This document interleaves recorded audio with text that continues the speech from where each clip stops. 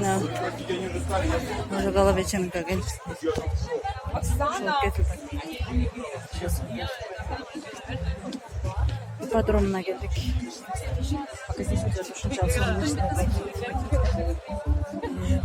Ипподромда баарын ушу компания Орфлейм алып коюп тур. Гала вечеринка.